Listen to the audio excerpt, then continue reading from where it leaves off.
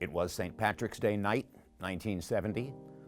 It was a classic matchup between a proven veteran star who was at that moment unbeaten in 60 some odd fights, who was looking to get his record to 100 wins, no losses. That was the goal for Julio César Chávez Sr.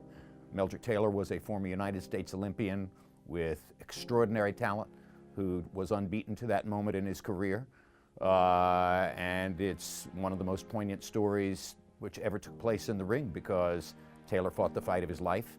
By my eyes, he won 9 rounds. He was clearly in control of the bout in the middle stages, and then Chávez, who's one of the greatest body destroyers in the history of the sport, began to get to his rib cage with solid shots, eventually started landing straight right hands in the last couple of rounds. And when he finally knocked Meldrick Taylor down, there were only a few seconds, fewer than 10 seconds to go in the fight.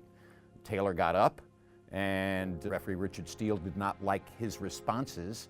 And despite the fact that the light was on in the corner behind Taylor, indicating that fewer than 10 seconds remained in the bout, Richard Steele stopped the fight with 2 or 3 seconds to go on the expressed pretext, issued later in interviews, that he didn't want Taylor to take one more damaging shot. And there was a tremendous controversy about the stoppage. It's one of the most talked about and argued about stoppages in the history of the sport.